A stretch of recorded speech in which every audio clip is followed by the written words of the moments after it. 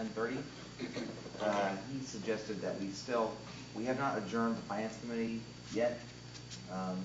And so I would suggest that Commissioner Barkley, as chair of the finance committee, lead this joint discussion. And then we start the planning at 10:30. At item 4 would be the start of the planning committee. It's, you got call to order, then action presentation for the CIP. That'll be under Commissioner Barkley.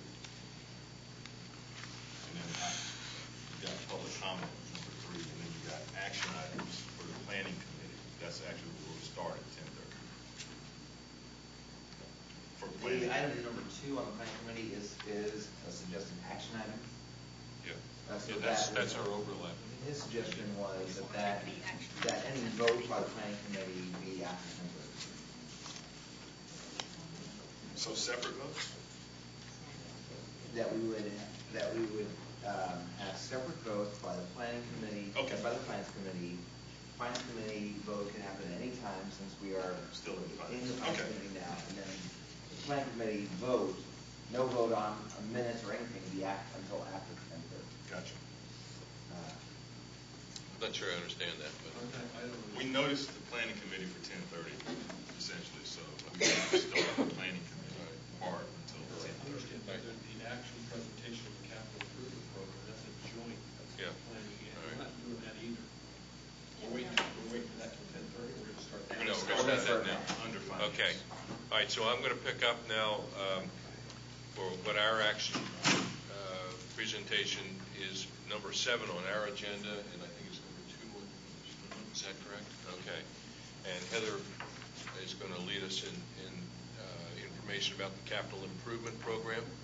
You have something you wanted to do as an intro, Brett? I'm going to do the presentation on the intro. Okay. Since I have, thank you all for coming. Oh, excuse me 1 second. I've got a public comment. Yeah, he's not here anyway, so. Go ahead. Let's go ahead and keep working. I'm not sure if Mr. Compton wants to give that. He can give it after my presentation or before. That'd be for you, I have a little advertisement I'd like to give all of the board members about our pending switch to the Granicus agenda software that somebody might be familiar with. Debbie? Yeah.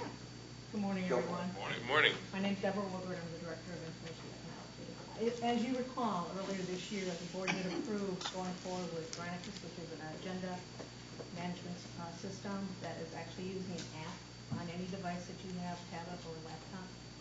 And just to give you an update of what's going on, we are looking to roll this out for the July board meeting. So my team is going to work with you all to make sure that app gets put on your device. And if we could do it sometime like next month around this time frame, when you are here, we can do it. Otherwise, we will get a hold of your office and see what works for you to make it convenient. I know a number of the board members, county commission members, already use it, so you're somewhat familiar with it. And just like you all, we are learning how to use it as well. In fact, we don't even have the equipment installed yet. So once they get the equipment installed, we'll be able to actually do our training and then train you all as well. It is an agenda management. It also has a voting feature on it. So you can actually vote on agenda items within the meeting. And this is only for the board meeting. This is not for any community, it's just the board meeting. Okay. Okay? Anybody have any questions? Yes, go ahead, please. So, 3 of us have that. So yes, we need a you second will see app. a PSTA one that'll be on your tablet or your device. Icon for the PSTA. Exactly. Okay. Yeah. Okay. And we'll have the G on it just like Granicus has right now, I believe, on your. And you planning to use the voting function? We haven't incorporated We are going to it yet. try and use it, yes. Okay. The idea is that once we get our training and we see that we have the ability to use it ourselves, we will also ask you to also learn it and also use it for your needs. So, it has some issues. I know. I've already talked to the county folks. so except for the county commissioners, then you'll have to load this on Yes, our we will. individual Yes. That's why I asked programs? at some point in the next committee meetings in July, if we can spend just maybe 10 minutes with you to load that onto your device that you have. I also have loaner devices for the board meetings that we will issue to those that don't have tablets or laptops or anything like that. So when you vote, does something pop up and say Mark Dyton votes no or yes? It will. It will. Okay, so we'll be able to track it, huh? Yeah. We will be able So to, every it will vote- make this lady over here life a lot easier. So every vote will have all the yeas and all the nays? Yes, we will. Okay. Just once. Just Nice once thing a- about the agenda package is you can add your own little notes to it. So if you want to talk about something during the meeting, you can bring that up because you've got a little note for yourself to remind yourself of that. Yes, Commissioner. The only suggestion is, if you're gonna have a limited supply. Yes, we do. That you go with the pros, or the largest It screen. is actually current devices we have. Uh, We'll see how it works, and if I can get some Get an grant money, we'll optometrist replace on it. contract. Okay. You need that real estate. Yeah, understood. Believe me, I understand. Any other questions? You may continue. Okay, thank you very much, appreciate it. You're welcome. Okay, Fred, Okay, we're good. move forward. Okay, good morning. Thank you all for being here. So this is an action item. We are currently convened as the Finance Committee, and it's on page 50 of the Finance Committee packet, and on page 2 of the Planning Committee packet. And then following my presentation, public comment, and discussion, it's my recommendation that both committees make a recommendation to the PSTA board next week on actually a 3-part action item. To summarize what you see on page 50 and on page 2 is part A, B, and C. Part A is to approve the PSTA capital improvement program, the full CIP. There's a number of things in the CIP that I'll touch upon, but of course the thing that we've been discussing most intently and is contained within that CIP is a recommendation on purchasing 5 replacement buses in FY17. The vote that you're taking, I'm recommending is, although the CIP is a 5-year CIP, you're only making a decision on 1 year worth of buses, and even in that vote, you're taking a higher level, you're adopting a higher level goal that might change the mix of types of buses, depending on some other things happening that I'm going to describe. Part B is to adopt, for the first time, a higher level goal of focusing on improved fuel economy, is allowing decisions to be made at my level to order equipment or new technology that improves fuel economy whenever possible, but that I report to you and always ensure that we are increasing our fuel economy above the 4.6 miles per gallon that we're estimating is our current, or will be our current fleet-wide miles per gallon. And then part C is to allow this to be the one and only vote for the next year. That when you approve the CIP, since we already have a board-approved contract with the Gillig Bus Company that we partner with the rest of the transit systems in the state of Florida on a consortium bid, it saves us substantial dollars, that we don't have to take additional votes, knowing how challenging this has been over the next year, and that this vote, depending on how things play out with the county's upcoming decision about using the BP settlement funds or receipt of federal grants, we can still use the existing authorizations that we have in place to place those bus orders. So that's what A, B, and C, the CIP, setting the fuel economy, and allowing this to be the one vote that we take on these bus decisions, which really is an efficiency measure for the PSTA board. I'm going to touch upon each of those items just quickly. The 5-year CIP, again, has other stuff in it besides buses, but we're going to focus on that primarily. The CIP that you have in front of you aligns with the Path Forward strategic plan. It is a sustainable program out through 2021 based on the federal grants that we are anticipating receiving. It totals to $90 million over 5 years, but a little bit more, actually more than half of that is dedicated to bus replacement, to the ongoing replacements every year of our oldest buses to maintain the 210 bus fleet we currently have.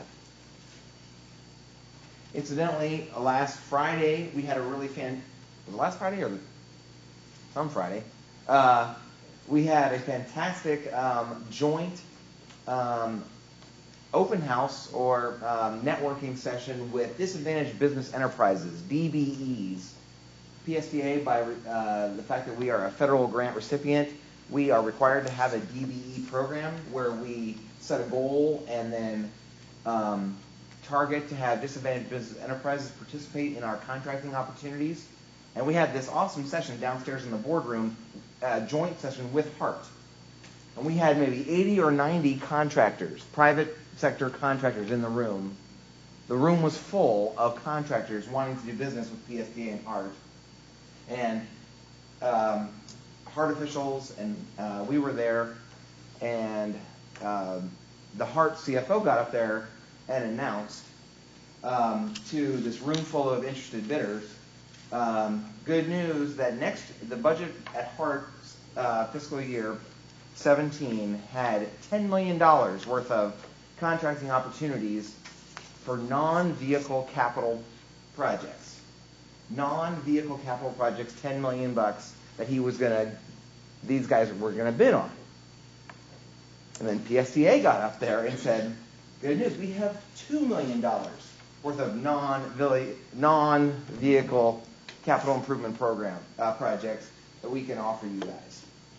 The reason that we're at $2 million and that HART is at $10 million is because HART receives MPO and Hillsborough County funds into their capital program that we do not, so that they can buy buses with those funds, and they have more funds for shelters, for facility improvements, and things like that. But we do have other programs. We still have a strong program. We could use more, but we have $850,000 currently in existing and next year's grants for bus shelters and passenger facilities. We're going to be moving forward, as you well know, on the Central Avenue Bus Rapid Transit project. We have FY17 will be a major year for rolling out our joint mobile payment system with HART. In the next year, we will have a product that is on your phone, tentatively called Flamingo, that will allow you to use your phone like you do at the airport to ride any bus in the 7-county region. And then last, the other major item in our CIP that's not buses is software. Software upgrades to our 2 primary backbone systems that we have at PSTA. The HASTA scheduling software that organizes our entire bus system and the schedules of our bus routes, and our real-time system called Clever, which is part of Clever Devices, that will allow us to enhance our data. Those are the other projects, primary projects that are in that capital improvement program.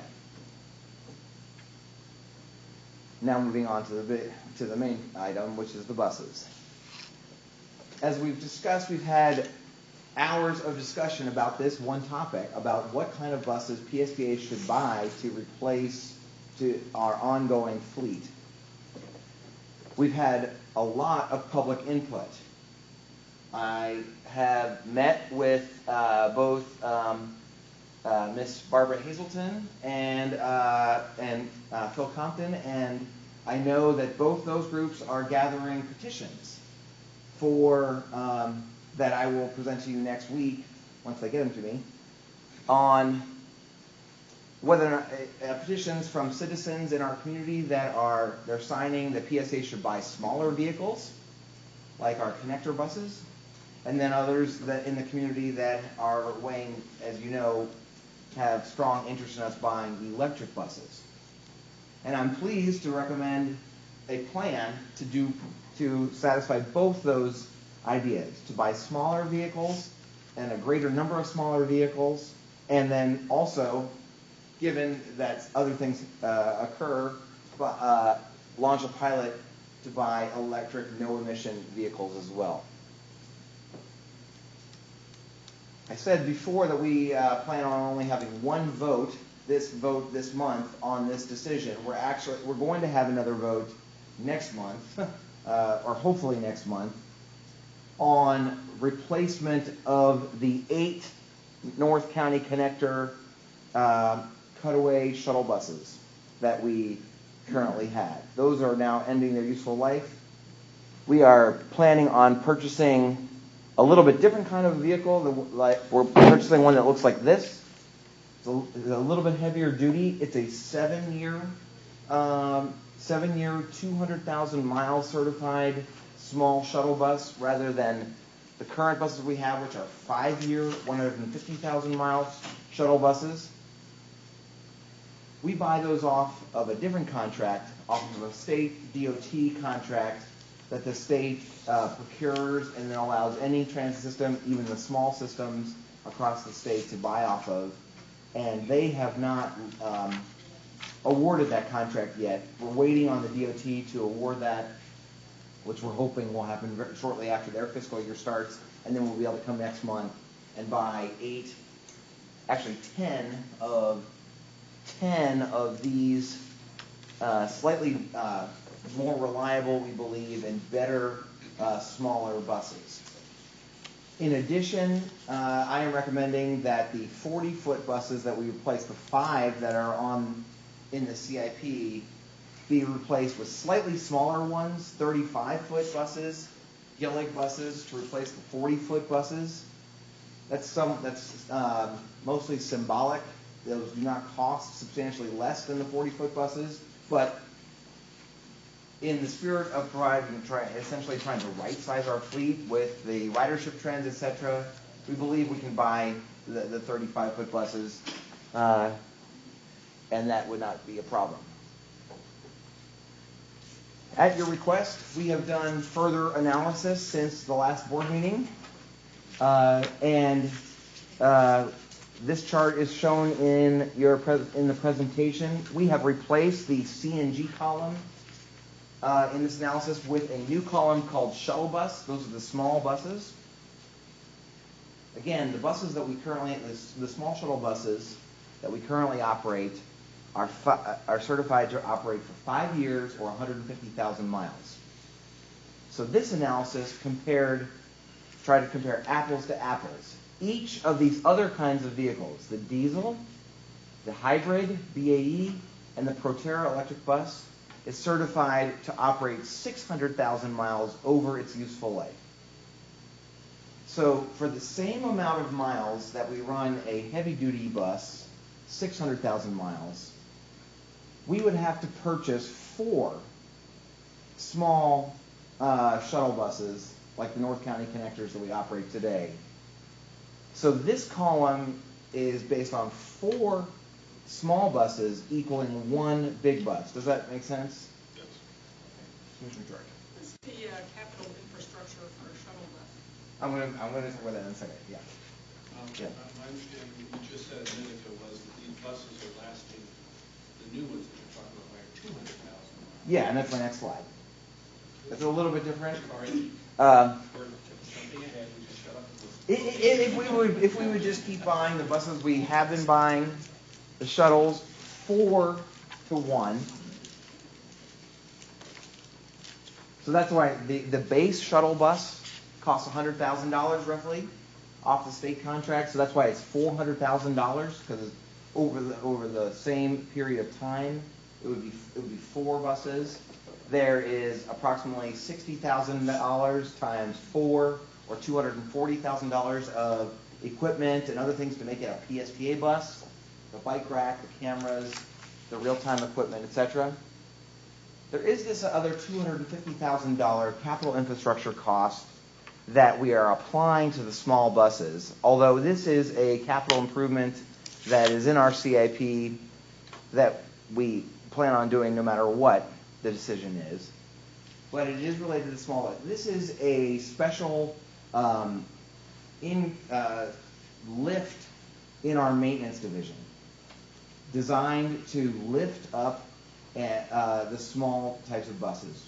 This facility, built 11 years ago, is completely designed around maintaining 40-foot buses. And all of the lifts in our maintenance shop are designed to lift only long 40-foot buses. They cannot lift 30 feet buses like these shuttle buses. We have, over the years, bought special mobile lifts, cheaper mobile lifts, that can lift the small buses we already have, but they lift the vehicles by their wheels.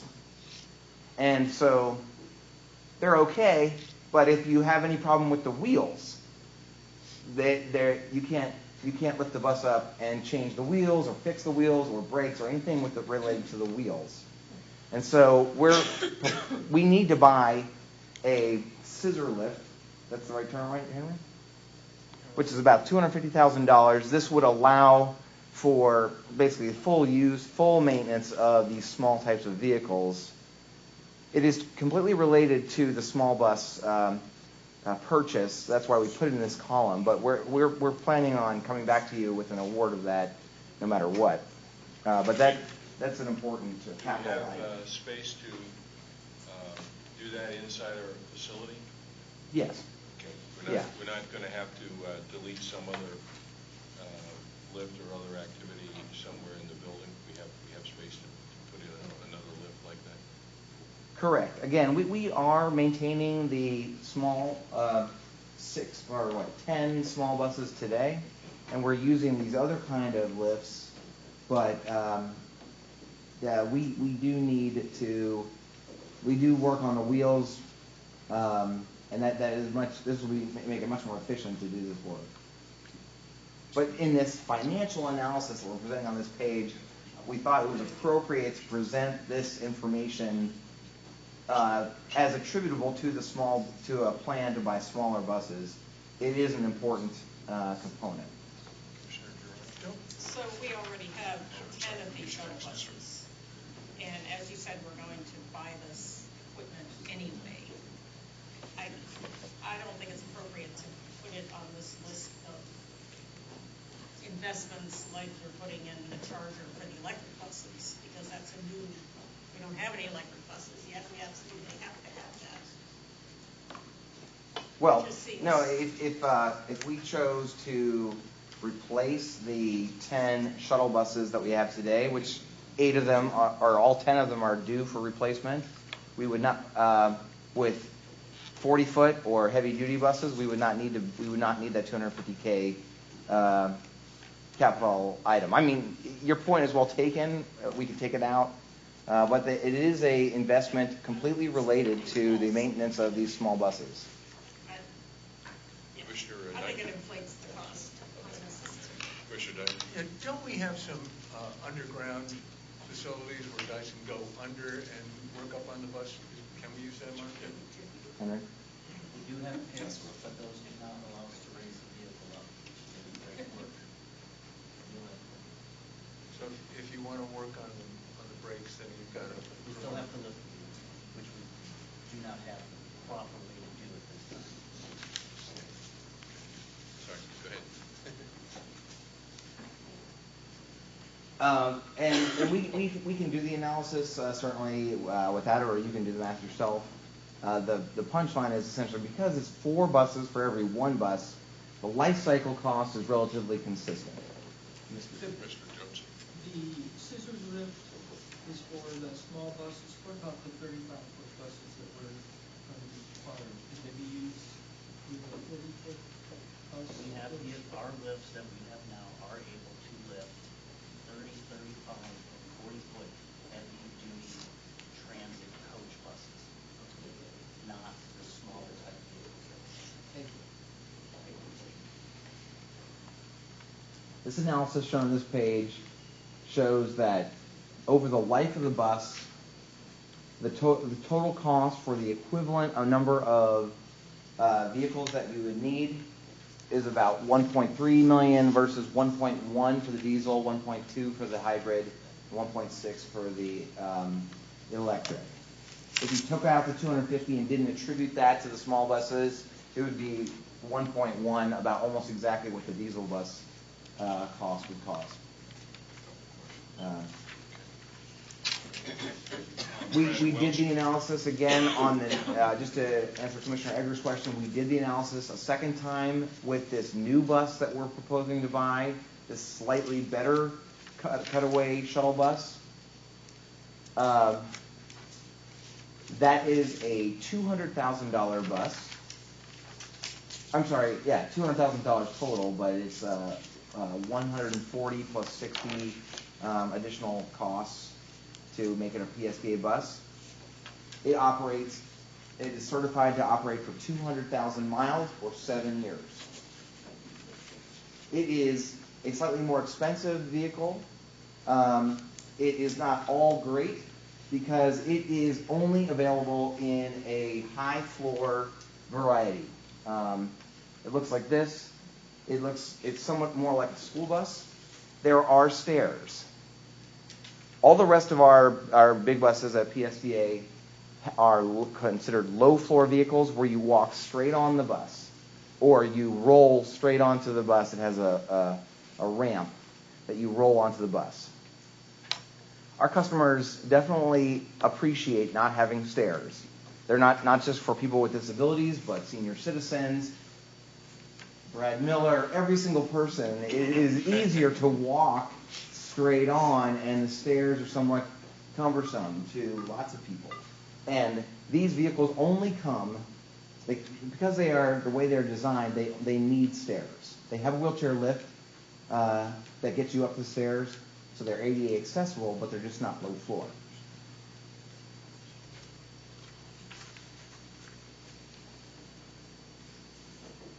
Are there any other questions about this cost analysis of the smaller vehicles? Commissioner? Not the smaller vehicles, but other vehicles. Okay. Okay. Yeah. So and if you don't have it now, if we could just get it before the meeting. Is our meeting next week? Yeah. Okay. The 308,962 turnkey costs for hybrids. Can we get a detail of what makes that number up? Yes, we have provided that to you, but essentially that includes the conversion of the vehicle to be a hybrid electric bus from a diesel bus. Is that on the spreadsheet you gave us? Yeah. Okay. There was some detailed spreadsheets for each of these cost elements: diesel, Proterra, and BAE. I'll search for it. Yeah, I can see that really. It's very small type. But the big ticket item in that is actually making it into a hybrid. Okay. The other question I had, the $589,000 for the chargers for Proterra. Yeah. That's for an overhead and for a depot. That is for an quick en route charger overhead, like the picture shows, like that. And installation of that in downtown St. Petersburg, plus one depot charger. Can you get us the estimated life of those chargers? Yes. And also, I think it was 9 buses they could support, the number of buses they could support, and the estimated life. Yes, we can get that information. That sounds fine. And thank you for doing the $3 per gallon analysis. Yeah. Yeah. Oh, I thank you for pointing that out. Sure. This analysis is different than the analysis we presented to the Finance and Planning Committee last month because we have assumed a $3 per gallon diesel fuel cost in the life of the vehicle. Before we were assuming a $1.88 cost over the life of the vehicle, which even though diesel prices today are less than $1.88, they're rising, and they've lately been rising. And Still less than 188? over the life, Still less than 188 today? yeah, Really? We have countries. non-taxed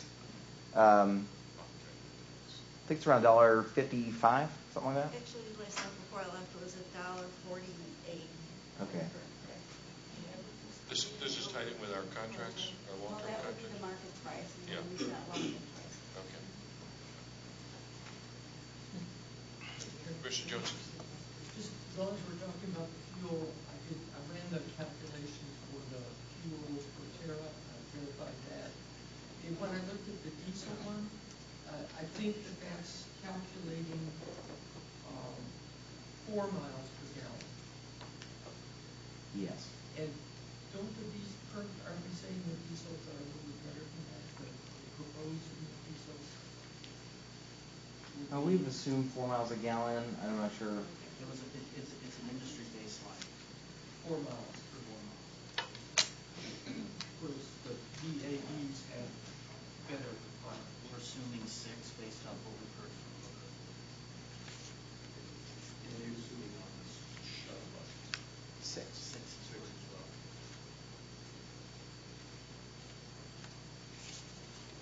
Other questions?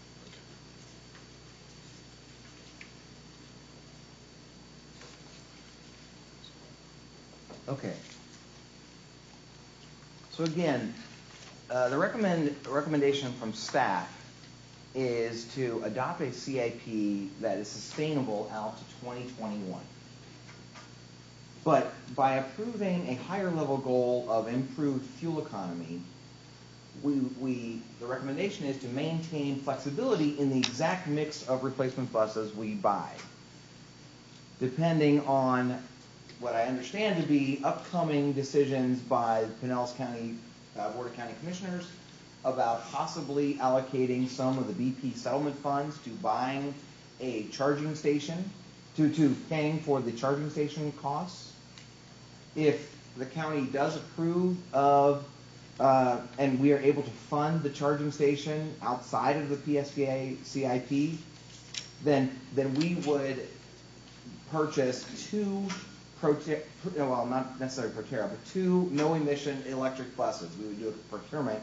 It might be Proterra, it might be some other vendor. Electric buses that essentially 2 of these 5 would become electrics. If option B is we have applied for and we expect to receive notice, or whether we're successful at getting a federal low-no grant sometime this summer, is what we're hearing. And we've applied for as many as 5 electric buses, and we applied for the charging station. So if we get any or some of that grant, we also will be able to buy fewer than 5 diesel buses and buy electric buses instead. So essentially, again, next week is the recommended vote on this, but we would not actually place the order with Gillig right away, or potentially, just depending on what we hear from Gillig, we might place the order right away for those 5, and then next year when we come back, when we have a plan to order 15, we would go ahead and order the electric buses if either the BP money or the federal money comes through, and then they would change out buses in next year's order. It just depends on the timing of events. I think the county has a public input session in July, and then depending on the timing of when we hear from the FTA and the county, will sort of base on our order with Gillig.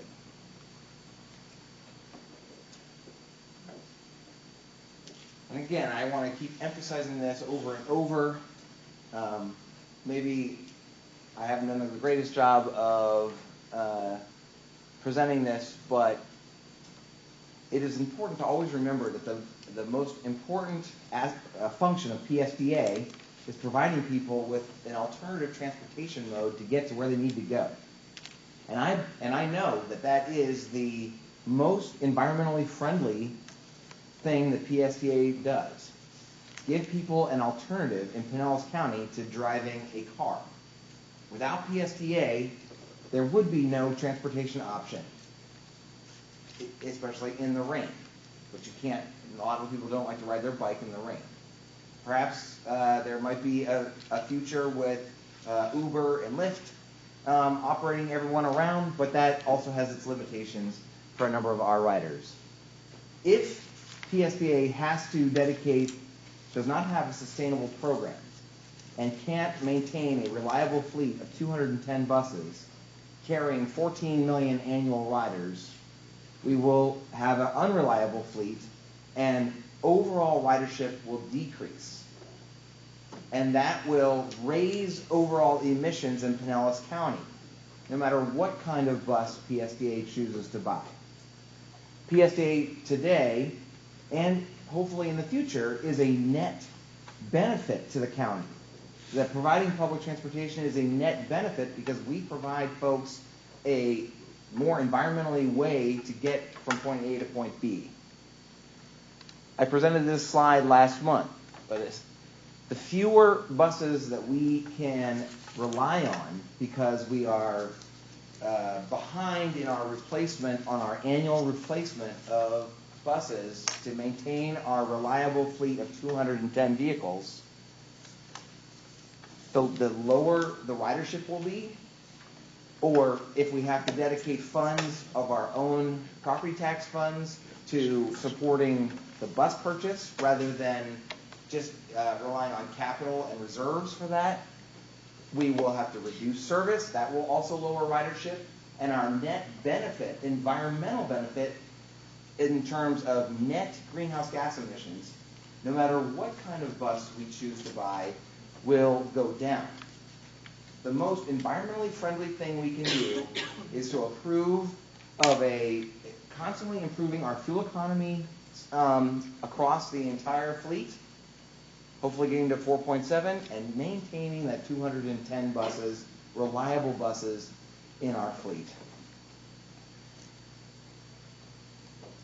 We constantly hear from citizens, and we heard from a large number of citizens. Just last week, Commissioner Long and I had a town hall meeting at Countryside Mall up in Dunedin, or whatever Countryside Mall is in.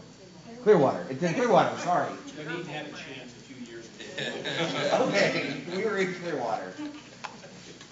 And citizen after citizen came up to Commissioner Long and I and said they need more service. They were working at the mall or at fast food places or restaurants, and they knew they cannot get back because most of the services, especially in northern Pinellas County, end by 6 or 7 o'clock, and their shift goes later. Debbie is going to present to the Planning Committee in a few minutes the proposed budget for next year, which is looking really good. And it would be my recommendation to the board, if the board is, when the board is comfortable with this, that if the board decides to go from the 0.73 tax rate that we are today to our cap of 0.75, generating about $1.1 million, it would be my recommendation, if we can have a sustainable capital program, that money be used to increase service, add service to our customers, especially later in night and on the weekends when we're really deficient on that. If we choose not to have a sustainable program with our funds and we run the risk of having to use our local funds for buses, then I would not recommend that we add service because we just don't know that in my opinion, that would be somewhat risky. So again, just to summarize the action, and I'm suggesting that both committees take an action to recommend to the board today. You don't have to, of course. You can wait till next month, and we'll just see how it goes. But I think it would help the PSTA board if we took an action on these 3 items. 1, to recommend approval of the capital improvement program that uses the CIP funds that PSTA has available or projects for replacing diesel buses. But then action item B is to set a higher level goal of constantly improving our fuel economy, which gives us the flexibility if either the county BP funds or the federal funds come through to change out those diesel buses for electric buses. And then part C is that this be our final vote on this as part of the CIP using existing contracts. Okay, Commissioner Thank you. Rivers. Yeah, as we discussed this year's purchase, could you talk a little bit about what you see over that CIP period as the total number of buses that will need to be replaced in that five-year period? So, yes, over the 5-year period, we will need to purchase 70 replacement buses. That's relatively easy math. We have 210 buses in our fleet, and they last 15 years. So every 5 years, we need to replace 70 buses. This year happens to only be 5 because of the lumpiness of the former years. Only 5 buses have met their useful life, but we will catch up over the next 4 years and get to 70 over the next 5 years. And the reason, and again, I think the idea has always been that, if we buy the diesel buses, we can get to those 70 buses with the funds that we have available to us. What you're recommending this year, because we only have 5 that we're replacing, if we can get outside funding and drop that purchase price essentially on the electric buses, to be more competitive with diesel buses this year, that's why you're making that recommendation. Go with diesel, but with the potential ability to switch out those 5 for electric, because the price that we're paying for those electric this year will be at or less than what we pay for the diesel. Yes, exactly. With the funds that PSTA has available, we would be able to. It would be the same. But in that 5-year plan, though, for 70 buses, what you're saying is we're not eating into our available funds too quickly by going electric with the plan this year. Correct. Just want to make sure that Yes. we're clear on that. Okay, for now, that's all I have. Commissioner Gerard. I had a question about, way back in the beginning, well, actually on the final CIP spreadsheet with all the numbers on it, which we haven't talked about yet. When we project out the FTA funds over the 5 years, why is it so different from year to year? I mean, this year we are projecting 2.3 million, and then next year 7.3 million. Why does it go up and down like that? On page 1 of the 5-page CIP capital budget 5-year plan fiscal year. Yes. Actually, it's fairly consistent, but we only need a portion of those new FTA funds to meet our bus needs this year. At some point in the future, we've been putting off a significant number of projects. That too will catch up to us. But our focus now is on bus purchases, so we try to put, what is it, probably $7 million towards the bus purchases. We put money towards preventive maintenance, and the balance goes towards these other little projects that we have out there. So in order to meet the needs for 2017, we used old grants, and then only a portion of our new grant is coming in, and we rolled over that money for next year. So it is still fairly consistent. Okay. And then 2 years out, it goes down to. We start going down in the out 4.5. years because, again, we are putting our emphasis on buses, so we're forestalling other projects as long as we can. One of the major projects is replacement, or at least looking at the replacement of our software, accounting software, which dates back to, I'm not even sure how long it dates back, but we're putting that off because we're making it work. We take a look at it, but at some point, like I said, the late projects will catch up to us. If you look at the line on page 1, I think maybe what you're referring to, Commissioner Gerard, is if you look at the total buses line, it is relatively consistent from year to year. You see that right in the middle of the page, 7.6, 7.3, 7.5. Yeah. Using children's reserves. Well, I know. Yeah. But then we're using reserve funds. because we carried over the FTA funds? Once or- when we get into the outer years, we start assuming less FTA funds for buses so we can start doing our other projects. So that's when we start using our reserves to do that. I mean, we could flip it the other way and use those money for buses and use our reserves for capital projects. Commissioner Dayton? Yeah, I have a question. In our capital budget last year, we projected we were going to replace 7 buses, and would have cost us $3,619,497. In our CIP for this year, we're not showing any replacement buses in 2016, but in 2017 we're replacing. It says replacement buses 2016, and it went from 3,600,000 to 5,272,000. So Right. I'm wondering why that increased so much, and I'm also wondering what's happening with our capital budget this year. We just took this 3,600,000. Where did it go? So these numbers on each year are based on expenditure in the fiscal year. So that 2016 column is fiscal year 2016, which started on October 1st of last year and goes until September 30th of this year. The PSTA board voted to buy the Gillig buses, hybrid buses. That was a awesome 8-7 vote of the PSTA board after lots of discussion on September 30th of last year. Actually, in fiscal year 15, we ordered the buses in FY15 that we locally think are FY16, but Gillig is not going to replace those until those buses are not going to come in, and we're not going to actually pay the write the check until after October 1st of this year. So we technically will not be paying for any buses in this fiscal year. It's just a calendar sort of anomaly.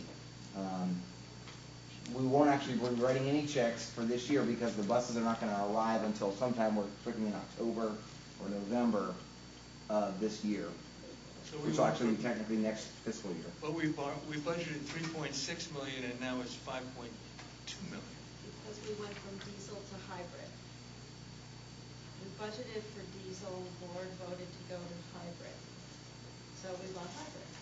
So that's $200,000 more for $2 million more for the hybrid than for the diesel.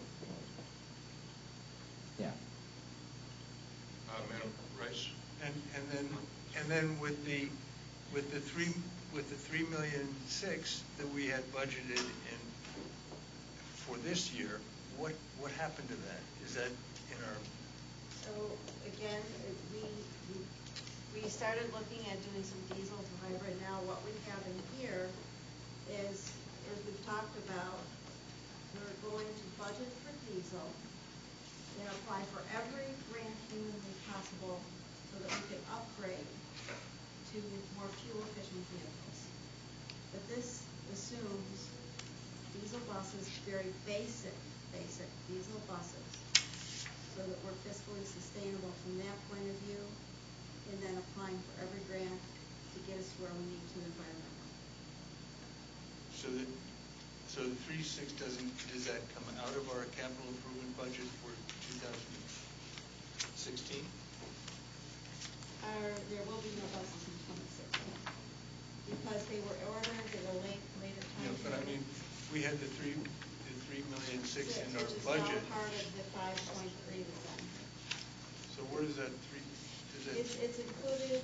The 3.6 is now being paid towards hybrid buses. Okay, so we would transfer that to 2017. That's correct. You got it. Thank you. Madam Chair?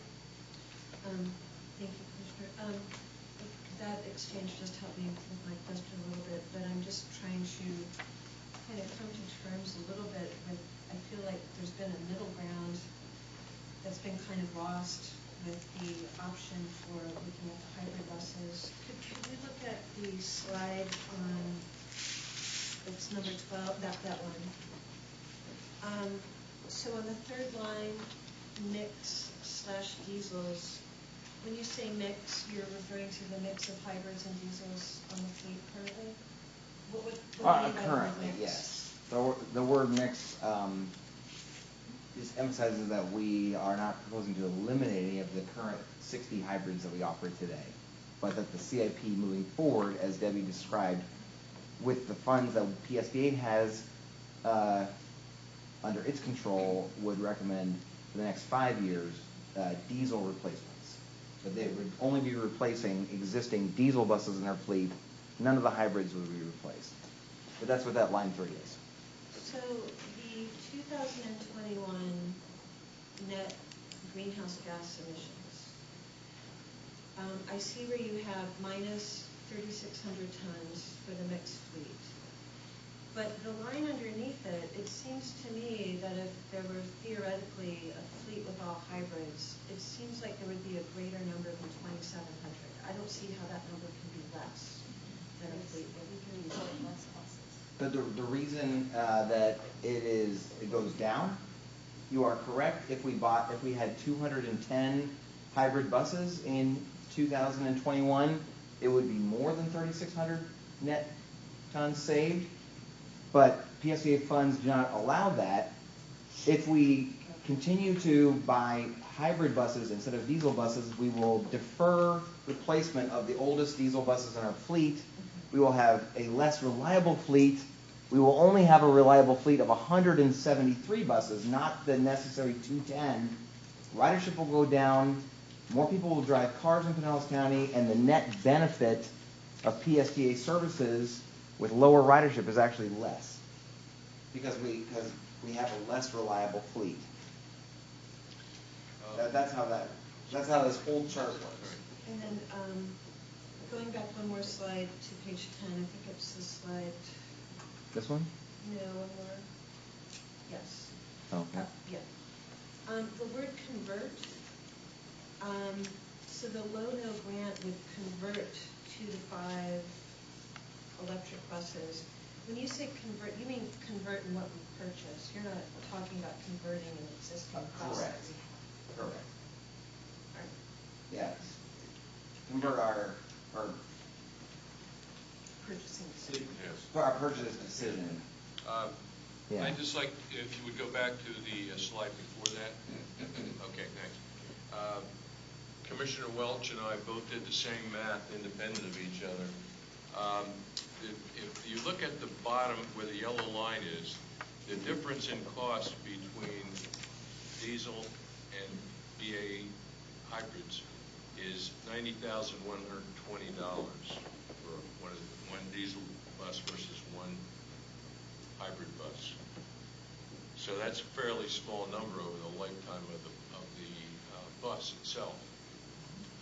And the second thing is, if you go over one more column, if you take out the $589,000 for the charging system, assuming that is purchased with funds from the MPO or some other source, county, wherever, then the lifetime cost of the electric bus is $1,101,338.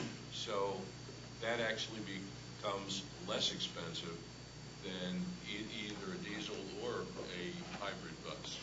So obviously down the road that would ultimately save us money over time if we can acquire the charging source from an outside entity. That's a key factor, I think, in this. How do you feel? Yes. Yes, Commissioner Eggers? Yeah, and I think there's a couple things here. The cost of gas, your point is a good one. But I think there's two issues. Again, we have to keep reminding ourselves of life cycle costs being over the life of that vehicle versus this 5-year window of PSTA being able to afford to replace the buses that we have. And going back to that other slide that we were looking at, This one. yeah, that one. The number of reliable buses goes down. So in the short run, there's an issue that we have to deal with versus that long run that you're talking about. I think where you're heading over time certainly is in that direction. But we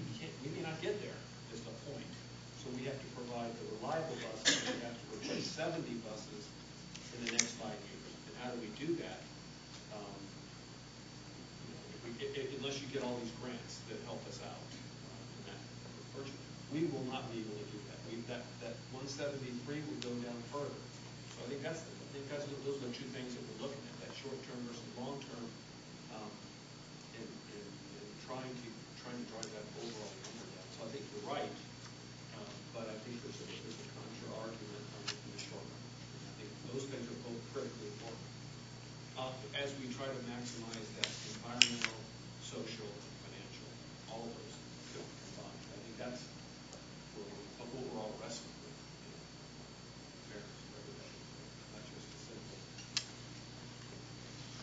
Okay, yes, Madam Chair. And Commissioner Buckley, to address your comment about the MPO funds, and there's certainly been a number of us that have been pushing to use flex funds to help purchase buses, but I don't think the MPO as a whole is quite there yet. And when this conversation came up a few months ago, it was noted by the chairman of the MPO that PSTA board decided not to max out our ad valorem amount, and it put us in a weaker position to ask for funds for buses when we weren't willing to max out our own ad valorem amount. So I just wanted to throw that out there. Yeah, please. Otherwise, I will. No, I appreciate that. And that was a close vote, and I understand both sides of it. But you knew that was going to come. We hear that from the state all the time on the gas tax issue. So, but in terms of the BP funds, three county commissioners are here, and we talked about this collaborative layout in an open meeting. There seems to be support for that. Duke Energy, I was able to contact Alex Gillian through the voicemail tag, and his staff is working on some type of collaboration. So I feel fairly confident in the capital with the chargers. And I do think it's important that we run a pilot. I mean, we don't want to throw technology out there that hasn't been proven. So I've told Brad, I'm where you are basically on the hybrids. To me, are close enough to diesel, at least for the last vote that I'm going to have on capital PSTA. That's what I support. 3 hybrids and 2 electric. I would like to see, and I know you may have given this to us before, but show us how the capital funds are projected to be utilized if we went with hybrids versus diesels over the next 5 years. Yeah. But I like to see it year by year, because I think Commissioner Eggers makes a good point. But I want to see exactly how long those funds last, and what are your reserve assumptions? Are you exhausting reserves at some point? We exhaust reserves sooner, assuming no other grant funds, we're successful in getting any other grant funds than our regular formula funds. So is that the year by year that shows you? Yeah. I certainly can't see that, but. We did provide this last month. We can provide it again. That shows an eye test. Well, it looks better on the screen. Green versus red. But that shows you year by year if you went all. You're right. This is all diesel. We are sustainable through 2021. Electrics and hybrid, we run into a deficit, a substantial deficit in 2020. When we have to buy 16 replacement vehicles. And we've got this from a previous meeting, so I know where to look. It is. It was in my presentation to the board on. Full board? Yeah. Okay. On May 25th. All right, I'll pull it back up. Thank you, Mr. Chairman.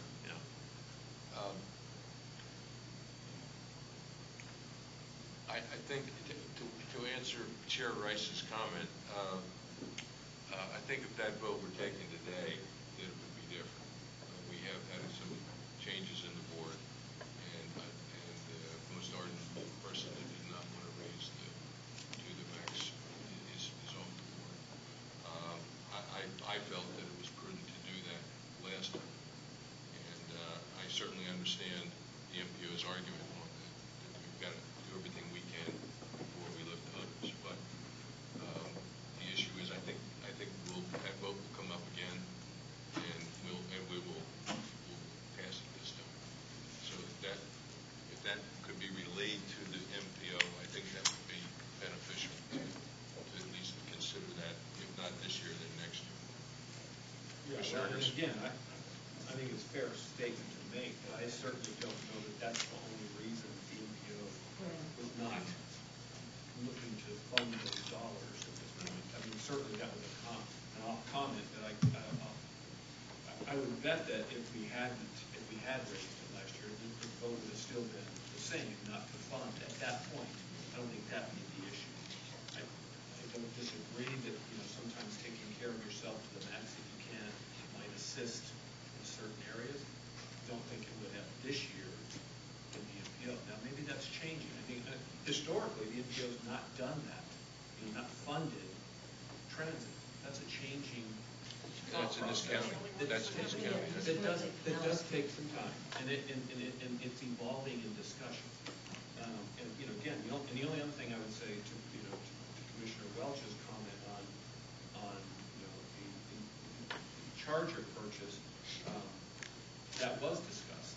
But we're still we have an open forum right now. We're still taking input from folks, and we kept using the term. Commissioner Stewart's comment that we have many more dollars requested than dollars available. So again, Commissioner Welch's read of how the commission's going to vote may be accurate, but I still think it's a little bit unfair to be too far down that road until we get all the inputs. Well, that's why he's presenting options. Yeah, I understand. I didn't. Well, Commissioner Andrews, I thought you said it was a great idea at our last PSTA meeting. So I was kind of. It's a great idea. The chargers. No, I said if we're going to go that way, if we're going to go the electric way, then we need to be talking about chargers. I'm still, again, the discussion that we're having this year about replacing those buses with grant funding starts to get my attention. I'll go back and look at the news because I could have sworn you said I don't know that I great ever use said of the BP funds. I didn't say it was my choice to use it, but it is a qualified use of BP funds because they were environmentally driven. So that's what I was referring to. I'll look at it. Okay, No, it was not. Chair Barkley, just a reminder, before any action is taken, I think we have public comment. Okay. I just want to zero in on the time factor here because we're cutting into Commissioner Welch's time. That never happens. So I want to get. We were doing really well. I will take public comment now. I have one card from Phil Compton. Don't want to hold you up too long. Thank you very much. Phil Compton from Sierra Club, and I'm speaking on behalf of the Tampa Bay Zero Emission Coalition, which is currently comprised of a number of organizations, nonprofit organizations, businesses, neighborhood associations, etc. in Pinellas County. There's a lot of excitement about the prospect of PSTA starting to make the switch this year to zero emission electric buses. And people do think it is a very appropriate use of the BP funds. There are still folks, and I'm sorry, Finance Committee, you heard me say this earlier, still folks who want to drill for oil off our beaches and threaten our $6 billion tourism economy. This would be a very visible statement. Not just a symbolic statement, but also a demonstration of how Pinellas County can begin to move away from its own dependence on oil. That was used against us by the American Petroleum Institute 7 years ago when they said, you need to let us drill because you use a lot of oil. We now don't have to do that. We can now move away from that. As far as the numbers that we've been looking at today, and I appreciate those who pointed out, the electric bus life cycle cost, 1.1, is less than diesel and less than diesel hybrid. Even if you assume that PSTA itself purchases the charging infrastructure, that makes your life cycle cost 3.3% higher than a diesel bus and still less than a diesel hybrid. So it's certainly in the ballpark. And that is when you amortize that over the 9 buses that charging station could use.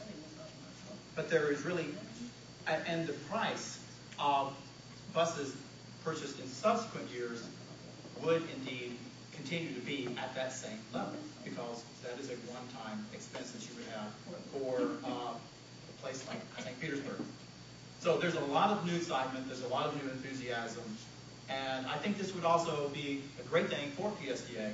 PSTA itself has not talked to the community, to my knowledge, about this initiative, about the possibility of this initiative. Once you do, I think it would be the greatest thing that you could possibly do to show leadership in this community, particularly working with Duke Energy, to show that there's a new path that we're taking and providing a new quality of service for everyone. Thank you. Thank you, Mr. Johnson. Can I Yes. ask you one quick question? Yes. Yes. Mr. Compton? Yes.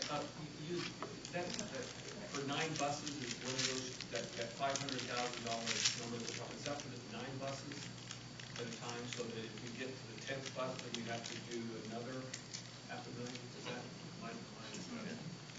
Do we have an answer? Ms. Boyer's probably. Yeah. I don't want you to be too fixated on that 9 number. Yeah, that's an estimate. Okay. Because it really depends on the service plan. Right. So if you have a longer route and you have to have a bus wait there 10 minutes in order to charge up before it goes, then you have to time all your buses right. And then you only have 60 minutes in an hour. So you could only use 6 buses an hour on that. And that may only be one route, or it also fixes other things for you. And so if that is a maximum, perhaps, if you don't have to charge your buses every hour, right? Because you have some that would do every 2 hours. Okay. So it really is the service plan. The other thing is that I have seen these models that Proterra has put together, and not all the buses will last the whole day in the way that we run our service plan. So you could need, for a particular route, an additional bus in order to run that service all day. And so it really is particular to the routes. So I would caution going too high. That's why I was trying to get all this analytical stuff together. I'm just trying to understand that better. Yes. All right, any other questions? Thanks. Mr. Johnson, do you have a question? I had a comment, but not a question. Okay. Three things that I put down here is, we said that diesel versus hybrid, the hybrid is only 90K more over the entire lifetime. Yes. But in the initial cost, cash flow cost is, I think it's 222. yeah. So that's the cash flow That's the cash flow challenge issue. that we Yeah. have to get through to Right. the next 5 years. Now, there's a whole new thing after 5 years. Yeah. The other thing is that the MPOSTP program is restricted. When I heard the MPO discussion, it wasn't because that they didn't want to give that money to us because we had maxed our millage. It was because they had already designated that funds for other projects. So I'm not sure that if we were at the 0.75, that dollar amount would trigger that. No. And then I think that the one thing that's persuasive on being flexible here is that we have three independent variables. One is whether Duke comes in and helps us. The other one is whether we get the low grant. And then the other one is the possibility of the county with the BP funds. So the one thing that I've pretty much decided so far on is I like having the flexibility of, depending on which one of these dominoes falls, to be able to do that without having to go through this again with the board. Just one thing, the BP, Brad has submitted a request for the full 589.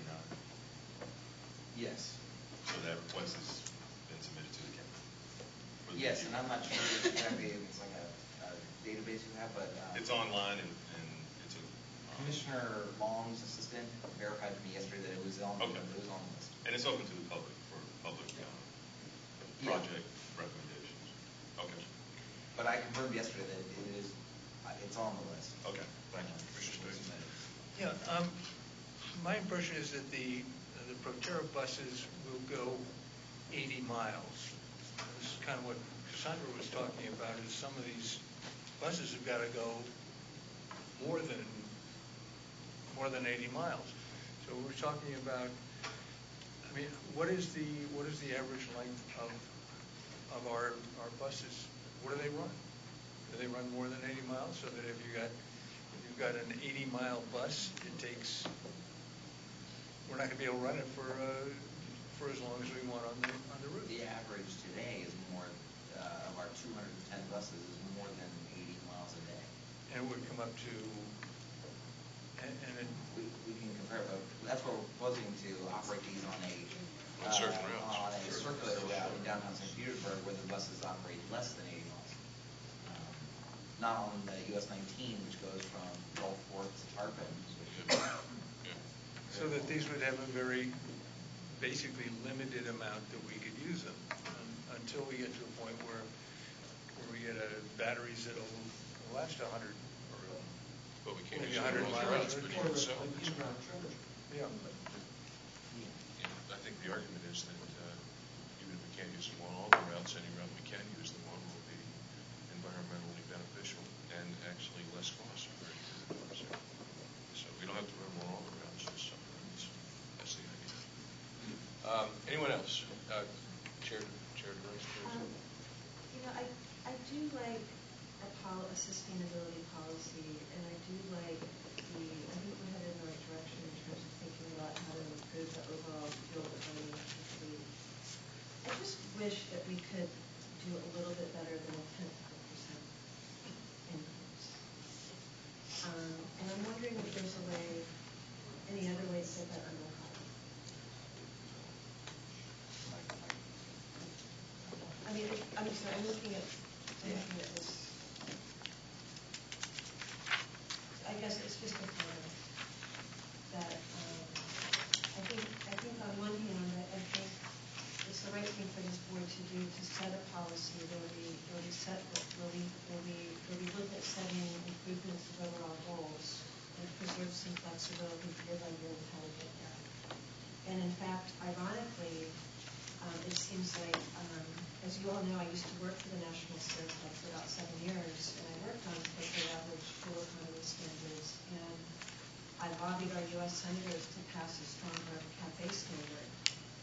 And we weren't as impressed with responses of people who were trying to greenwash or automakers who pulled out, one green car. They have their whole gas guzzling fleet, pulled one highly fuel efficient car of some little tiny car and use that to say they were environmental. We didn't buy it. It seems like greenwashing. It seems like a weak symbolic act. And now I feel like we're getting credit for looking at symbolically purchasing an electric bus, and we're not really getting credit for looking at policies we're trying to change. So that's something I'm wrestling with. But I'd feel better about it if I felt like our actual fuel economy goal was maybe a little bit higher or better than 10%. So, or 10 miles. Yeah, and I think if we went to all electric and all small buses, those are both at 6 miles a gallon low, right? We use that before. Small or hybrid. Small and hybrid are 6. Small hybrids, excuse me. So, yeah, I certainly appreciate your comment.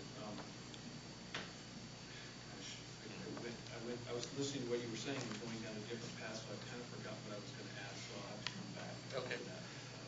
Oh, I know what it was. On action part A, it says PSTA 5 or fewer. Are we also doing the smaller buses in that action A?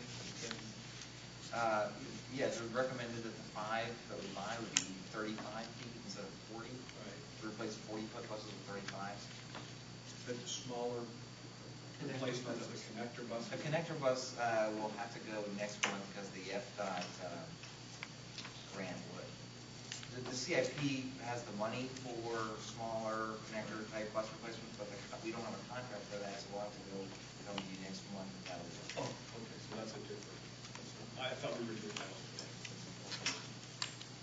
You would be approving to replace those connector buses with the vote this month on the CIP, but technically you'll have another vote, sorry about that, we're going to have one on-company, but it'll be next month to award a contract to whoever after that assigns the contract for the small buses. Okay, but this, what we're approving here today, then does include replacement of those 10. Yeah.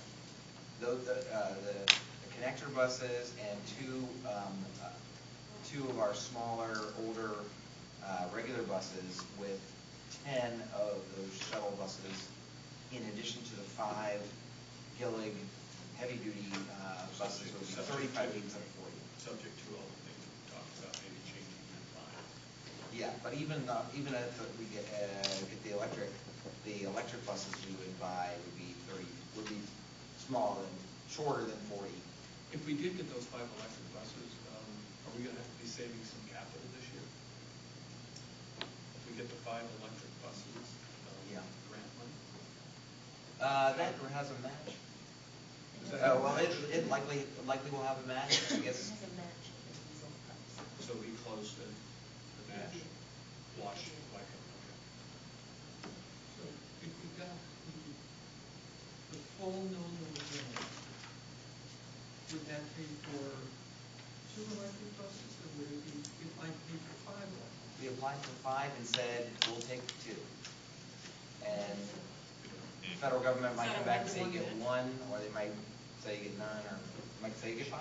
So if they say 5, we get the 5 to replace the ones that we need this year?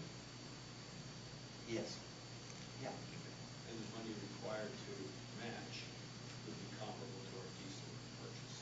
Yes. Yeah. And there's a charge. And we applied for the chargers too. Yeah. All right. Okay, so we're looking for a recommendation that we're going to bring to the full board, correct? In this.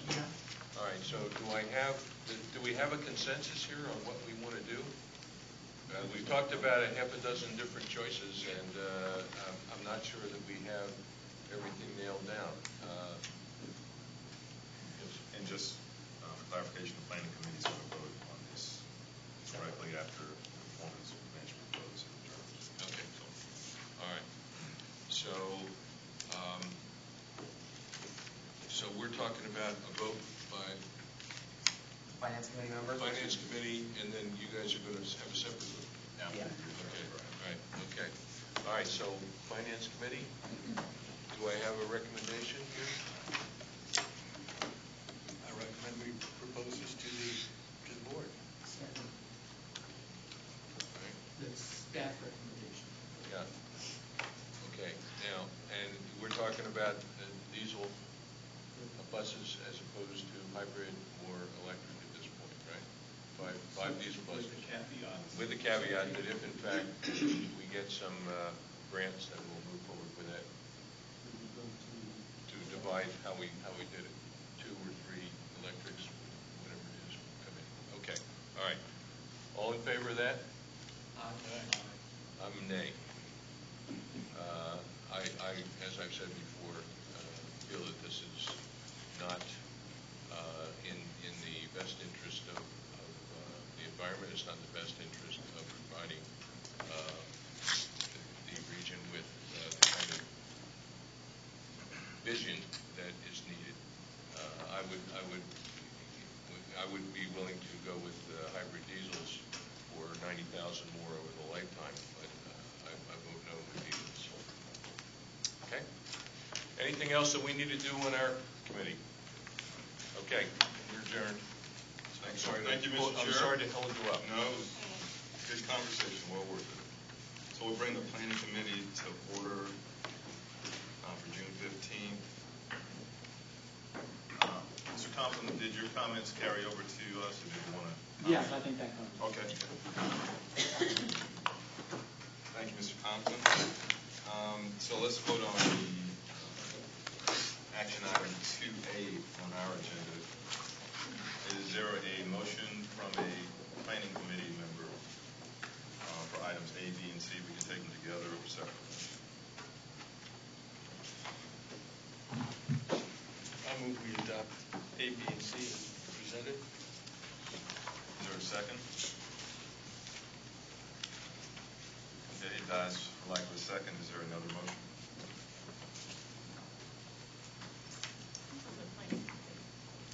Darden, yourself, Samantha, Mark, Patty's the alternate. Right? No, you're not. She's one of the 2, 3, 4. She's alternate. Okay, am I? She's correct. She's an alternate. Yeah. So Mark Dighton, Samantha, Pat, and Darden, and myself are the members. Patty's the alternate. So, yes. Did I hear you state earlier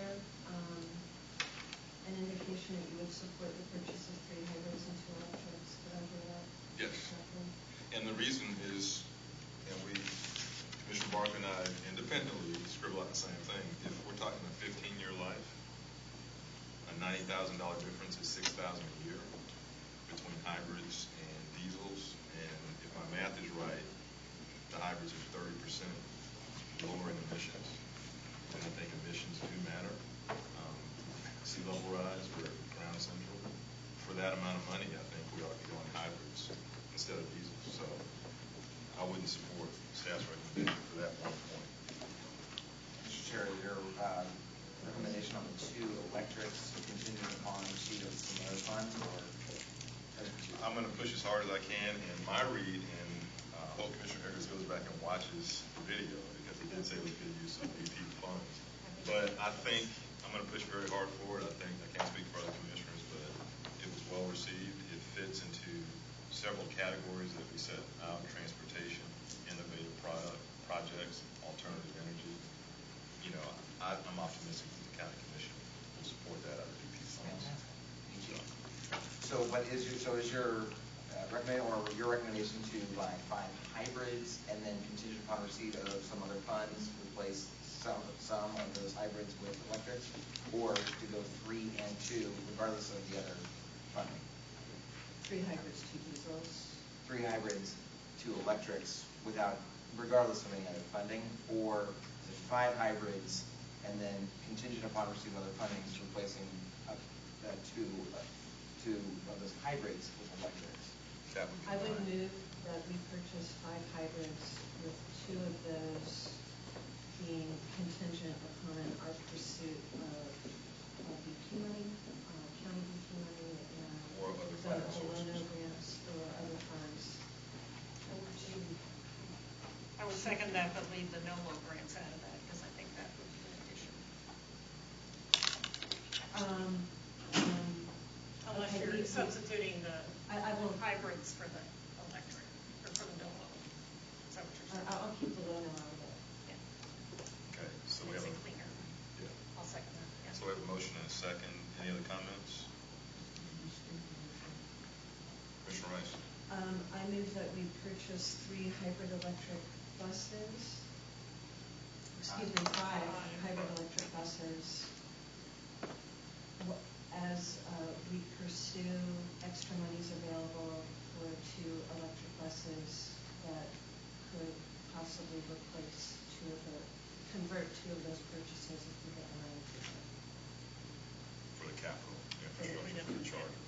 You got loan for 5 buses, you could buy 5 of them. Well, we left that out. No, yeah. Just 2. Okay. So how would this work out as far as what we have to pay in 2017? What are the 5 hybrids going to cost us, and what are the 5 diesels going to cost us? You want to speak to that? We will pretend that we're like that congressional budget office and do a forecast as best as we can humanly do on whatever vote you choose to decide, and we'll forecast by next week the impact of your vote. I don't know but So 697 times 7 is like 42, and or 5 times 697 is 3,004. So there's a sizable difference. And how are we gonna manage that in our capital budget? There's 120,000 times 5. That's $1 million more, because of upfront cost. yeah. 200K times 5. We take that out of reserve and we save fuel costs Saves over the next fuel 5 costs, years, or the next 8 years. But we gotta pay it right now. And we have that in reserve. We have the funds, but they'll draw down in a different way than is on that spreadsheet, and it will try our best to compute by next week. Okay. So you might run out of funds in 2020. 2020 instead of I don't believe that projection anyway. Well, I mean, not the way we projected the FT fund. Again, a $6,000 a year difference over the 15 years.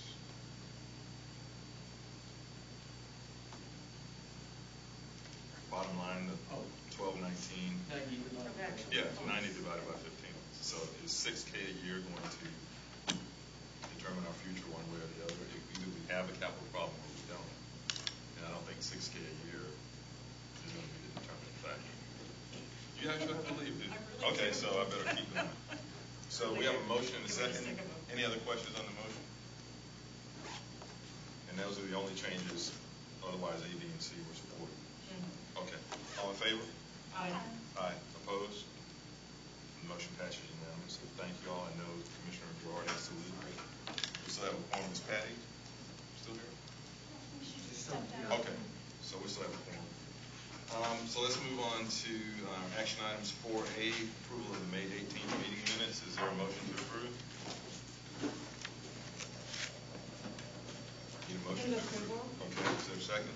Second. All right. All in favor? Aye. Opposed? Motion passes unanimously. Item 4B, our October 2016 service improvements. Sandra? Good morning. Morning. Still morning. Barely. I'll try to keep it that way. Okay. I'm going to walk through the information that we gave at our public hearing on June 7th. We do have one more public hearing to be held on Saturday, but I'll skip through some of this early discussion about how we've gotten to this point, because I think that we've talked a lot about the community bus plan, customer-oriented service redesign to the path forward, and then our stepwise approach to making changes and looking at efficiencies throughout the system. So these were the routes that we showed to the track last night and to the people who attended the public hearing on June 7th at the Clearwater Library. We've been through some of these before with you, just in terms of the entire system, understanding that we are making changes that are budget neutral, and we are able to put together some improvements to some of the services. And we're keeping the coverage vastly the same, we're just doing it in a different way. So for Route 61, 62, and the Dunedin Palm Harbor Connector, 62 will, instead of going to Safety Harbor, will go straight up to Countryside Mall and then to Boot Ranch. The service that was previously provided to Safety Harbor on that leg would be provided now by the Dunedin Palm Harbor Connector. For the 61, we are removing the Michigan Loop. This will again also be covered by the Dunedin Palm Harbor Connector, and now taking the 61 straight into Countryside Mall. And this was received very positively by the public. Our next set of routes are the Jolly Trolley Coastal and the Route 66, which we've talked extensively about, and the Oldsmar Tampa Connector. For the Oldsmar Tampa Connector, it was recommended that we remove the service from Countryside Boulevard and replace that on Belcher. This expands the coverage area of the route itself, and still accommodates the riders that we have on the south end of Countryside Boulevard because they're now in the deviation area. This was also well received by the traffic. For the Jolly Trolley Coastal and the 66, we will take the 66 and on the south end make a new route, the 65. This allows us to remain on time. It's a very, very long route. For the remainder, the north part of the 66, we would now make this a limited stop service, as well as a commuter service. So 3 trips in the morning, 3 trips in the afternoon, to go to downtown Clearwater and the hospital, as well as the Clearwater Fundamental School. We would take the residual hours from this route and put it towards the Jolly Trolley Coastal, making that a 7-day-a-week service. So now this is a better service overall from Tarpon Springs, and we are going to extend it to the beach. So right now it stops at Island Estates. We would take the route and extend it all the way just shy of the traffic circle. The other part of this discussion is the removal of service on Douglas. So to get into Dunedin from the south end, we have 2 choices: come in on Edgewater and serve Main Street, or come in on Douglas. This was previously provided by the 61, but since the 61 moved over to Patricia, we have that that small routing change. This was the only, this was one of 2 comments that the track really discussed, is whether that Jolly Trolley service is on Edgewater or Douglas. The decision that is made today for the overall service routes, that decision would not constitute large enough to require additional public outreach or public hearings, but it could be a decision that we can discuss further later. For the mid-county routes, the big changes include, again, the 65. We're going to, since we're splitting that, bring it closer to the 74 and have those meet at Seminole Mall. The 74 for the east-west would remain the same into Gateway, and then the remaining portion of the 74 would become the new 16. That 16 would take over the Goodwill Loop route from the Route 4, and the Route 4 would go right straight into the lay-by. So the Route 4 is in red, up to the PSTA administrative offices. This allows us to also split the 59 into the east-west segment, which is connected to a north-south now segment on MLK. That the east-west segment would then have increased frequencies in order to match up with the Route 4 at the lay-by. The north-south portion on the 9 would be reduced to 60-minute service, and that is because we're keeping the 16 on 16th Street at 30-minute service, and the Route 4 on 4th Street is at 15-minute service, so we're able to take some of those hours and move them to the other segment of the 59. We had some discussion about this at the track, but overall they understand the changes, and we're happy to have the increased frequency on the east-west segment of the 59. For the 18, 19, and the 67, we'll start with the 67. This is not a routing change, but a service change. We will now go to Nielsen on all trips. For the 19, we will now split that very, very long route that has a difficult time staying on time at the new Largo Transit Center. The north end will be the 19, and we will extend that at the north end in order to meet up with Alt 19, and this is to make sure that the Jolly Trolley and the 19 continue to meet. For the south end, the route would primarily stay the same. For the 18, making some small streamlining changes, correcting some deviations that have been made over the years that are no longer as used as they once were. As I mentioned, we've had an extensive public engagement process. We did have a number of folks come out to the June 7th public hearing. The majority of those folks were concerned about small routing change at Largo Mall, where we were discussing pulling the routes to be on the outside of the mall, again, to stay on time. There's a lot of discussion about whether we should still go into the mall, because it is a nice place for people to wait. So those are the comments that we received. Overall, we will have a public information phase in July and focus on September and October just before the actual changes. So overall, this is the overall change map. You can see, as I mentioned before, the coverage is vastly the same. The track did approve the changes for your consideration, with one dissenting vote, and that was because of the Jolly Trolley service on Edgewater instead of Douglas.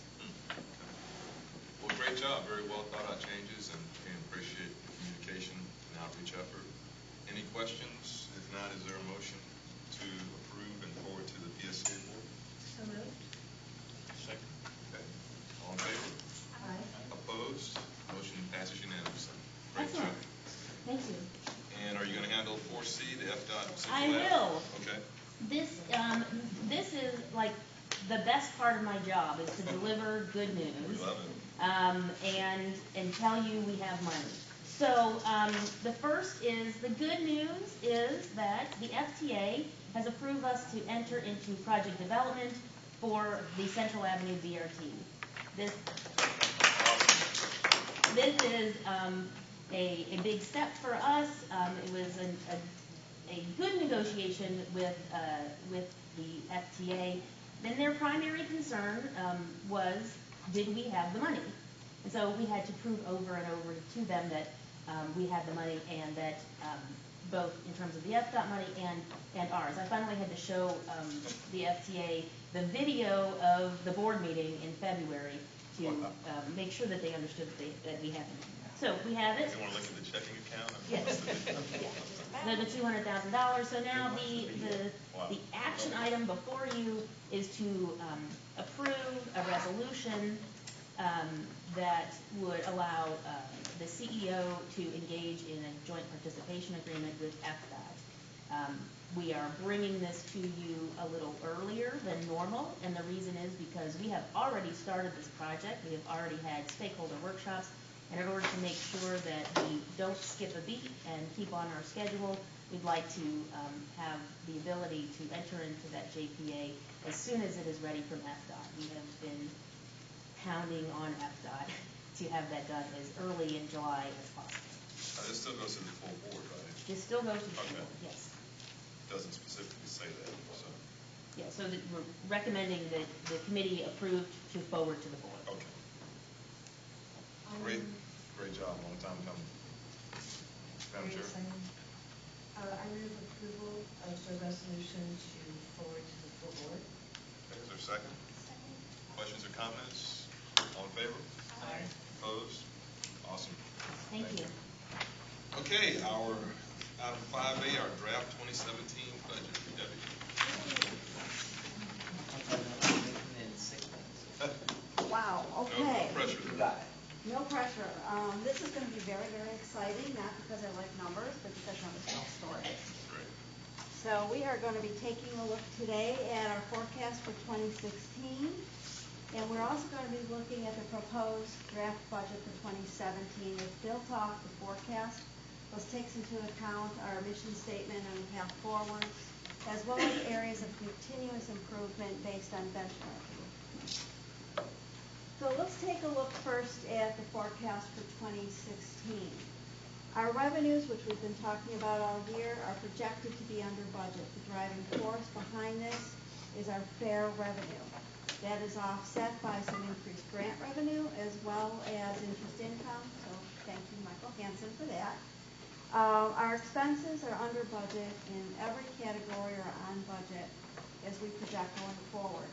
When we take those into combination, we are actually projecting at this point a surplus at the end of this year of $767,000. So we're going to put that into our reserves along with the reserves that were already budgeted at $2.6 million. So we anticipate being able to increase our reserves $3.4 million. This represents the 5th straight year of substantial savings.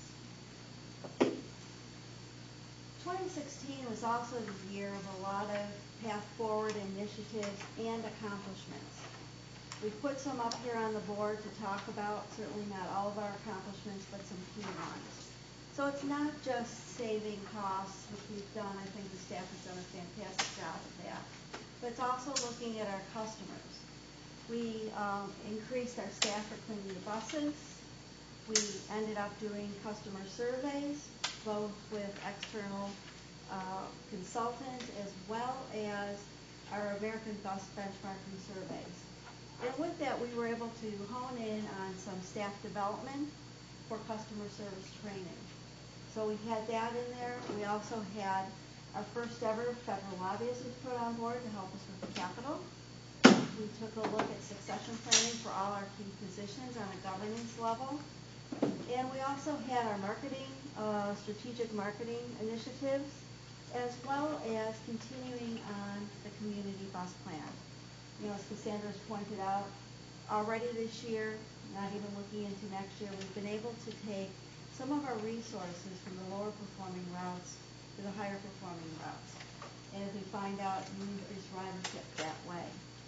There's one box that isn't checked on here, and that is our board governance training.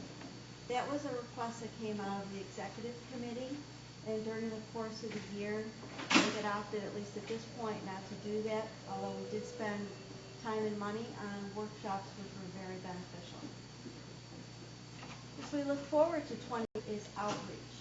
In support of this, we've added 2 new positions. One is in the planning department for community outreach, and the other is in marketing as a media coordinator.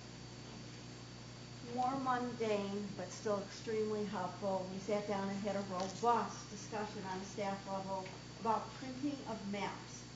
So we've been able to have some savings there that we can put towards website redevelopment, marketing campaigns on specific routes, as well as community outreach and targeted branding. The draft budget also takes into consideration where we can improve on certain areas based on benchmarking, as well as what we already have our strengths in. One of the areas that we've been very good at is over the last 2 years, we've put significant amount of resources into our maintenance training.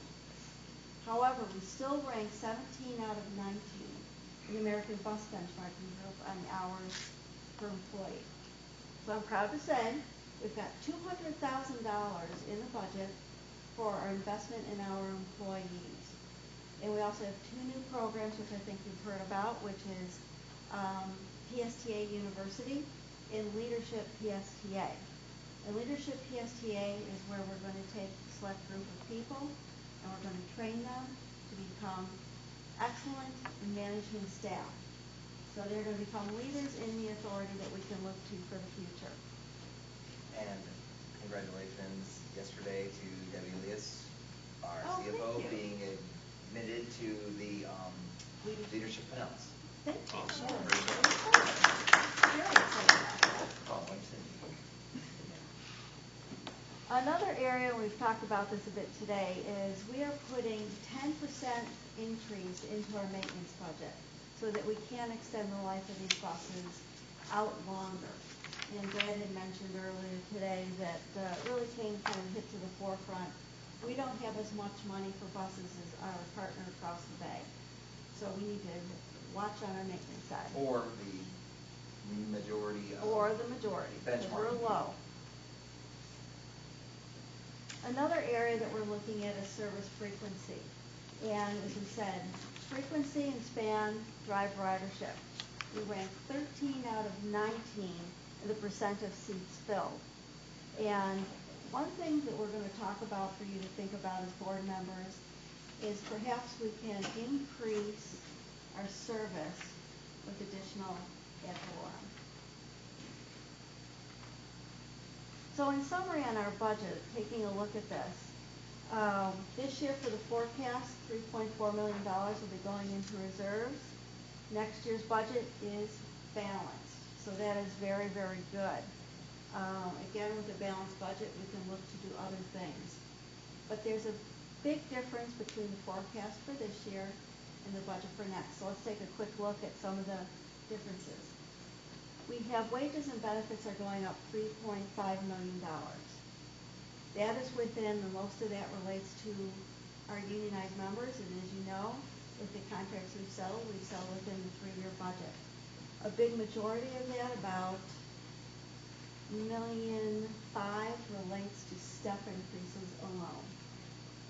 Our insurance is going up simply because we won't be seeing the recoveries that we've seen this year. That's good news. Even though it shows us bad, that's good news. It means we don't have an accumulation of claims that we can go back and get recoveries on.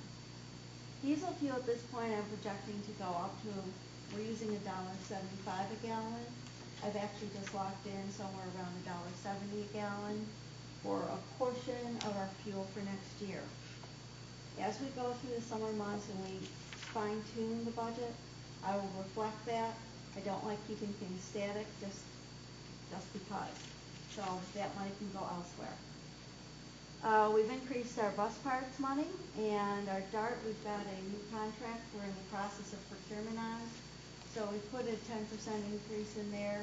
It could come in lower, could come in higher. We don't know. And this miscellaneous combines for $28 million. So the 2017 budget looks extremely strong. We're balanced. We're supporting our mission. We're taking into consideration areas of continuous improvement based on benchmarking. And then that brings us to the balanced budget. Next month we're going to be talking about ad valorem at the committees and the board. Okay. Is there an appetite to increase service to be able to increase the amount of riders that we have with the change in our ad valorem, bringing it up to the max? There'd be about a $1.1 million increase. Any questions? Well, great job and a lot to digest. Thank you Yes. for getting us the electronic copy of the budget ahead of time. Appreciate that. On the diesel fuel purchase, this year it seemed like we were able to take advantage when things dropped down a lot. Are we thinking that that's going to happen again, or are we thinking? Well, what I've done this year is I've locked in, which is what I'm proposing for next year, I locked in a portion of our fuel. So that way it becomes sort of a non-discussion item. We locked it in lower than budget, but we left a portion floating to the marketplace. And so we were able to garner some savings because we were below the budget. As the year progresses, we can lock in more money if we feel there's going to be an increase in fuel, and sort of hedge it, if you will, that way. But it seemed like we were probably very lucky this last year, and next year it might go up. Anything can happen. Okay. If I ever figure out how it's working, I'll be retired. Okay. On one slide, you're showing 2.5 million positive variance in expenses. I think it's the second slide. What did you say the major? The major components of that relate to salaries and fringes.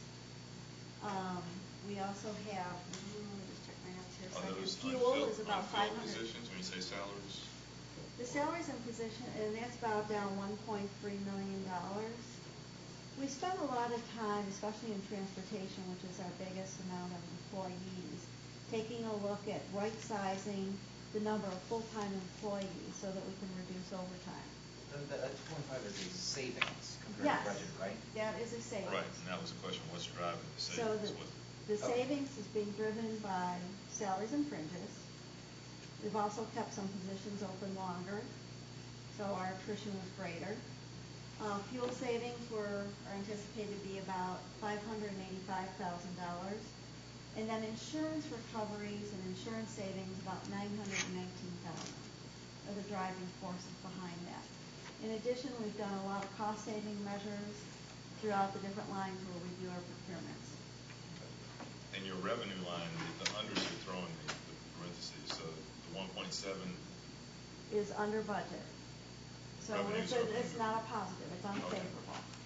Maybe we should use favorable and unfavorable. Yeah, that would That might be good. So overall, we're adding 3.4 million to reserves.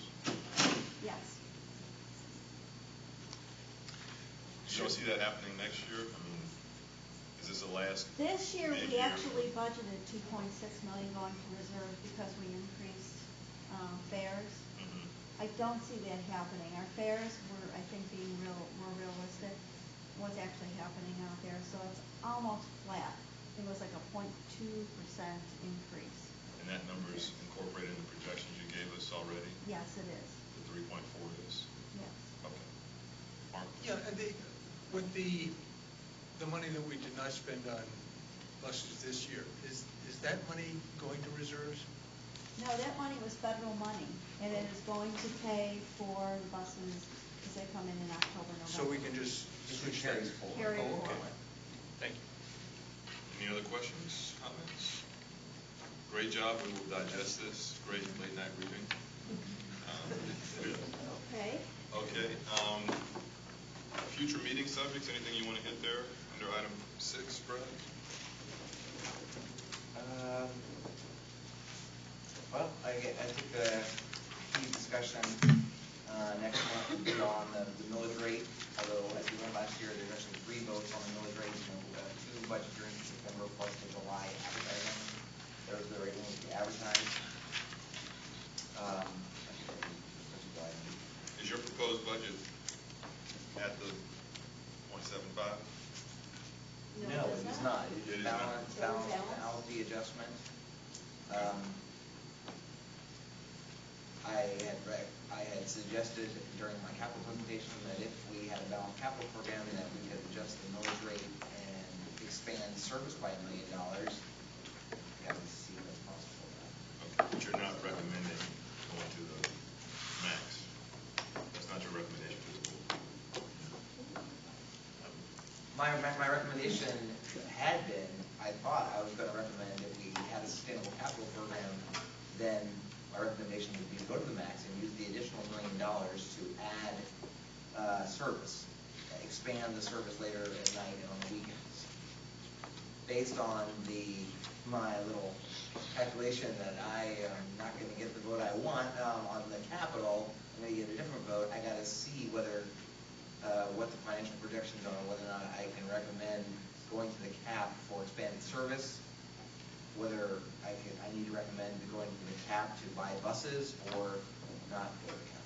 But I know that the operating budget, as is, without expanded service, is balanced without going to the cap. Okay.